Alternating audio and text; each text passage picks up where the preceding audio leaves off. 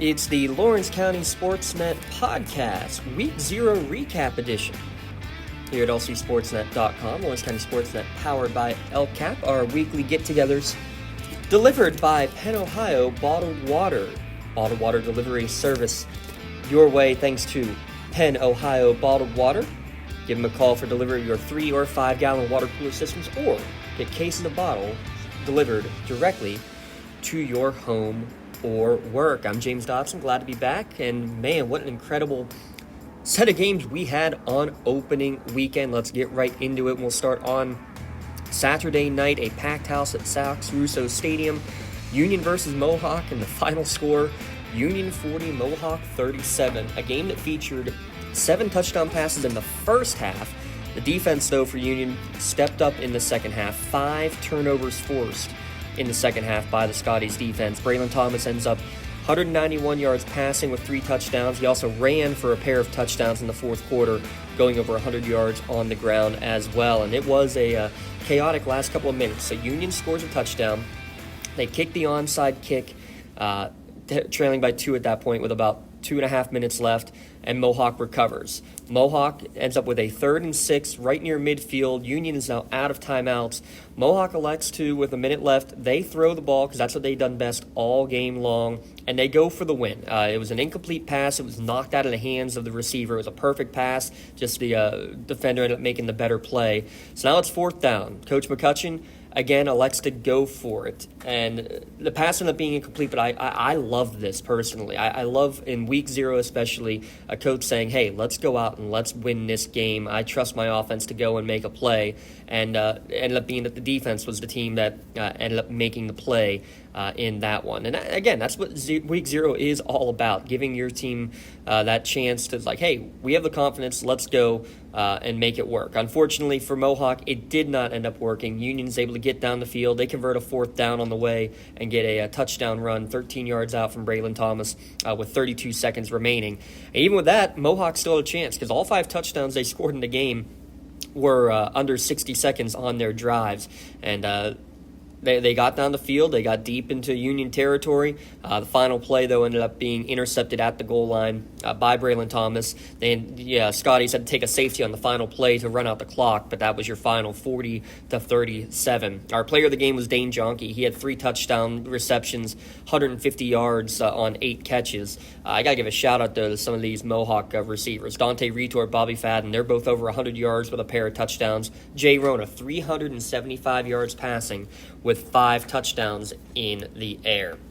The other Saturday night game did not go nearly as well for our county team. The Shannock was shut out by Sharon, 26-0. The offense for the Lancers just could not get clicking. 3 different players took snaps at quarterback, and the Shannock was able to run the ball decently at times, but they really struggled to muster any sort of aerial attack against that Sharon athletic defense. Gino Mazzocco led the way with 42 yards on the ground. Anthony Aiken, 41 yards.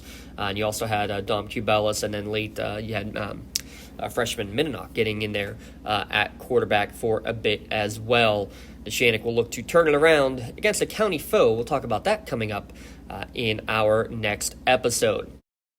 Don't get left out to dry. Call the Penn, Ohio Bottled Water Company for the fastest and most efficient bottled water delivery service in the area. Penn, Ohio offers bottled water ranging from 16.9-ounce bottles to 5-gallon jugs, perfect for your next event or office water cooler system. Also, don't forget to ask about their custom labeling options. Visit PennohioBottledWater.com for more information and to get a quote on their delivery services. Whether it's at home, in the office, or on the sidelines, Penn, Ohio has you covered. Let's flash back now to Friday night, though, where there was just as much fireworks. It was highlighted by an instant classic up in District 10, and it was a region game in Week 0, which we talked about before. Not a big fan. In that game, though, Wilmington against Sharpsville, Wilmington takes their first lead of the game, 42-41, with just over a minute remaining. The Hounds methodically work the ball down the field. They punch it in from 1 yard out, and Coach Fillion, kind of similar to what Coach McCutcheon said, hey, let's go win the game. And Ben Miller, who ran for over 200 yards in the game, he ends up running in that conversion to give Wilmington the lead, 42-41. But Colin Summers, the Sharpsville quarterback, man, did he have the answer all night long. The very first play of the next possession, he throws his 6th touchdown pass, 7th total touchdown of the game, 63 yards to the end zone to get the 49-42 victory. Summers threw for over 400 yards. That's the second most passing yards in a Mercer County game ever to get the win. So kudos to Sharpsville, another instant classic there in the family affair between Fillion and Picarelli. We also had a nail-biter at Taggart Stadium, a double overtime game nonetheless on Friday night between Newcastle and USO. Tied at 20 at the end of regulation. The Canes had the ball first in overtime.